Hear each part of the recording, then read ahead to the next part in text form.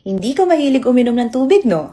Here are 5 signs na maaring ikaw ay kulang sa pag-inom ng tubig. Unang-una, dry mouth and thirst. Ang earliest at most noticeable signs of dehydration ay ang dry mouth at overwhelming feeling of thirst. Ang ating katawan signals the need for more fluids to maintain proper hydration levels. Pangalawa, dark yellow or amber-colored urine. Check your wee-wee. Dahil ang dehydration typically results in darker urine. Nagiging concentrated ang ihi, kaya naman nagkakaroon ng darker shade. Pangatlo, fatigue or weakness. Kung ikaw ay dehydrated, pakiramdam mo na lagi kang pagod. Pwede rin na madalas kang inaantok at ikaw ay nangihina. Pang-apat, dizziness or lightheadedness. Lack of hydration can lower your blood pressure at maaring mabawasan ang blood flow sa brain na nagiging dahilan ng dizziness or lightheadedness. And lastly, dry skin and reduced skin elasticity. Ang balat can become dry, flaky, and less elastic. If you pinch your skin and it doesn't return to its normal position quickly, it could indicate dehydration.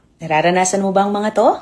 Uminom ka na ng tubig. Siguraduhin uminom ng around 2 to 3 liters of water per day. Okay, mag-ingat po kayo parate.